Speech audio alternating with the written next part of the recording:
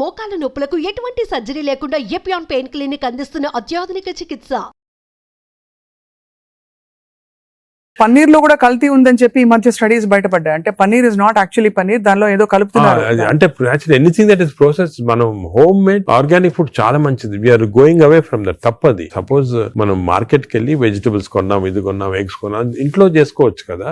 ఆ same thing మీ package దాంట్లో తీసుకున్నాం అనుకోండి, ప్యాక్డ్ ఫుడ్ లో ఈ నూడిల్స్ కానీ వర్స్ట్ నూడిల్స్ దాంట్లో కార్బ్స్ ఎక్కువ ఉంటాయి, ప్రాసెస్డ్. ఈ ప్రాసెస్ ఫుడ్ లో ఏమంటే అల్ట్రా ప్రాసెస్డ్ అంటాం. Now in western countries they are called ultra process people. అంటే ఉట్టి అదే తింటారు మన ultra.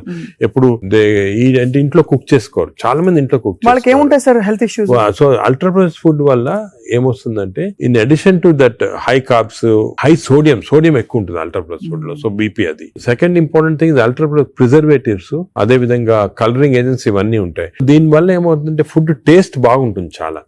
It contains this tasty thing. ఈ టేస్ట్ వల్ల once you tend to eat more, number one.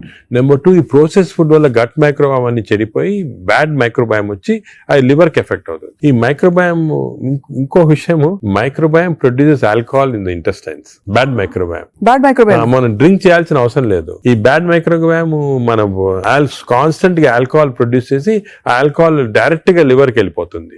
మనం డ్రింక్ చేయకుండా మనకి ఆల్కహాలిక్ లివర్ డిసీజ్. దాని ఎఫెక్ట్ మనకేం తెలియదు కానీ డైరెక్ట్ గా ఇంటెస్టైన్ నుంచి లివర్ కి వెళ్ళిపోతుంది. లివర్ ని స్మాల్ క్వాంటిటీ 10 ml వచ్చినా కూడా లివర్ డ్యామేజ్ అవుతా ఉంటుంది కదా. ఈ ప్రాసెస్ ఫుడ్ వల్ల అది ప్రాబ్లం. సో ప్రాసెస్ ఫుడ్స్ అయితే ఇంకా కామన్ గా అసలు ఐఎమ్ టోటలీ అగైన్స్. ఇన్ఫాక్ట్ మనం పిల్లలకి అన్ఫార్చునేట్లీ అలవాటు అయిపోతుంది. కుకీస్, నూడిల్స్, బర్గర్స్ ఇవన్నీ కూడా అలవాటు అయిపోయి చిప్స్ ఆల్సో వెరీ బ్యాడ్. ఇంత అడ్వర్టైజ్మెంట్స్ చూస్తుంటాం. చిల్డ్రన్ కి అలవాటు అయిపోయి మేము దానికి చిల్డ్రన్ లో we're now seeing very high incidence of fatty liver disease. పిల్లల్లో 20-30%, 40% ఎఫెక్టెడ్ చిల్డ్రన్ లో ఫ్యాటీ లివర్ డిసీజ్ వస్తుంది. అక్కడి నుంచే స్టార్ట్ అయిపోతా ఉంది. It is going to become more and more danger. సొసైటీకి స్కూల్స్ లో కూడా అవేర్నెస్ ప్రోగ్రామ్స్ పెట్టాలి. స్కూల్స్ ఎగ్జాక్ట్లీ మీరు చెప్పినట్టు నేను I'm making a plea. Government కానీ స్కూల్స్ లో అవేర్నెస్ ప్రోగ్రామ్ మనకి అంతా కూడా మన food habits has to come from school stage. Schools లోనే వీళ్ళకి ఈ టీచింగ్ పెడితే children are very intelligent. They will observe what we సే.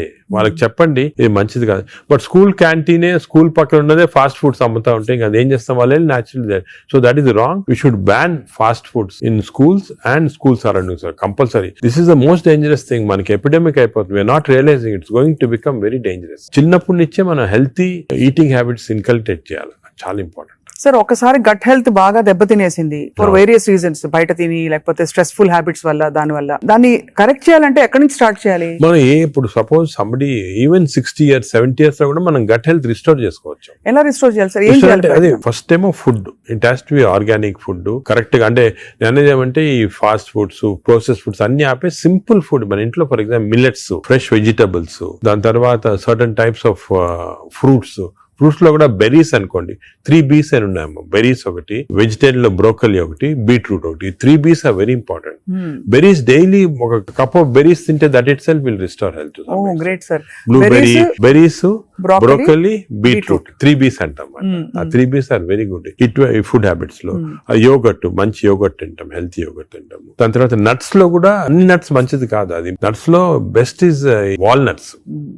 అదే విధంగా సెకండ్ ఈజ్ ఆల్మండ్స్. ఇవి 2 ఆర్ గుడ్. పిస్తా అంత మంచిది కాదు, హై ఫ్యాట్ కదా సార్. హై ఫ్యాట్ పిస్తా. సేమ్ థింగ్ క్యాష్యూస్ కూడా సేమ్. అందులో నేతిలో వేయించి ప్రోటీన్ తిన్నాం అనుకోండి. అది again you're taking back. So అవి ఫ్రైడ్ క్యాష్యూస్ అవన్నీ కూడా అవాయిడ్ చేయాల్సింది. ఇలాగా హెల్తీ ఫుడ్ తోటి we can make lot of difference. Plus non vegetarian fish is very good. Fish తినే వాళ్ళకి ఫిష్ మంచిది. ఫిష్ కూడా అన్ఫార్చునేట్లీ ఈ మధ్యన కొంచెం ప్లాస్టిక్స్ వచ్చేస్తున్నాయి ఫిష్ లో. ఈ సీ లో ప్లాస్టిక్స్ వేసి రివర్స్ లో వాళ్ళకి మైక్రో ప్లాస్టిక్స్.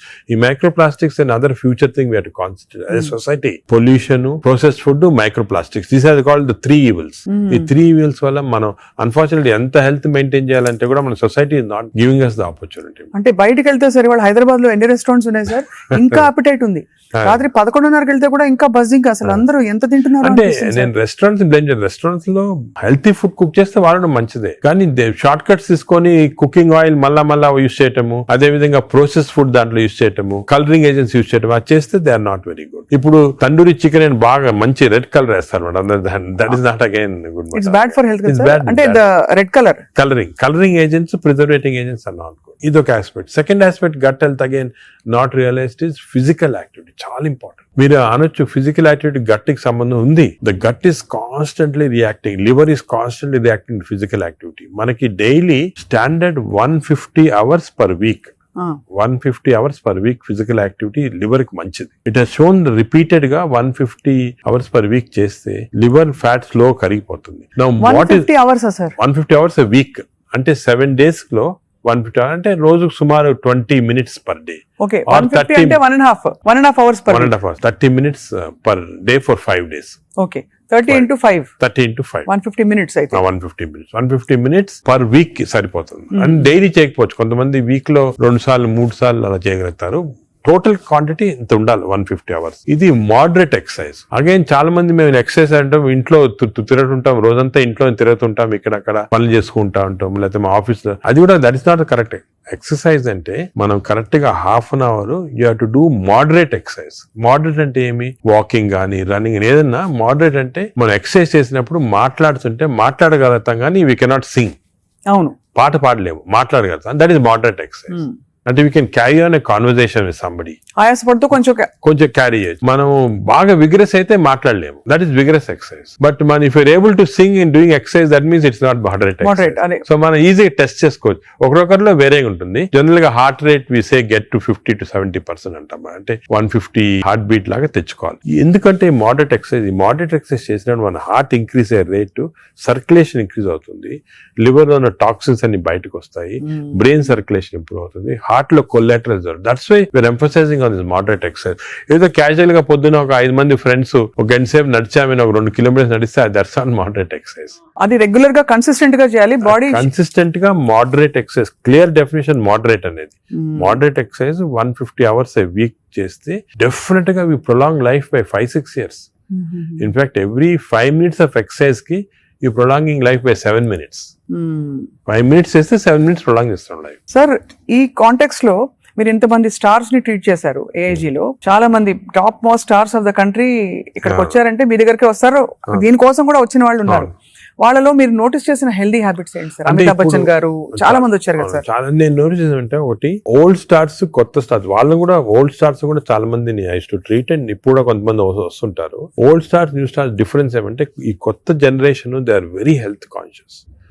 కొంతవరకు ఓవర్ హెల్త్ కాన్షియస్ అనొచ్చు. చాలా మంది కొత్త జనరేషన్ అంటే మన రామ్ చరణ్ ఆ గ్రూప్ లో they are very health conscious. బాగా ఎక్సర్సైజ్ చేస్తున్నారు, డైట్ బాగా మెయింటైన్ చేస్తున్నారు, వాళ్ళకి హెల్త్ అడ్వైజర్స్ ఉన్నారు. కొన్నిసార్లు కొంతమంది ఓవర్ వెళ్ళిపోతారు. అంటే మరి టూ మచ్ ఆఫ్ ఎక్కువ ప్రోటీన్ కూడా మంచిది కాదు. నార్మల్ గా 1 gram per kg body weight అంటాము. కొంతమంది 2-3 grams. Now there is a fashion 3 grams per kg body. అది మంచిది కాదు. కిడ్నీ పైన ఎఫెక్ట్ జనరల్ గా మంచిది కాదు. కరెక్ట్ ప్రోటీన్ తీసుకోవాలా. ఈ కొత్త స్టార్స్ ఏమైనా they are going very balanced. వాళ్ళ ఎక్సర్సైజ్ ప్యాటర్న్ గానీ, డయట్ గానీ, అంటే they are conscious that there should look good for people to see them అని చాలా బాగా చేస్తారు. In fact they are the healthiest people ఇప్పుడు.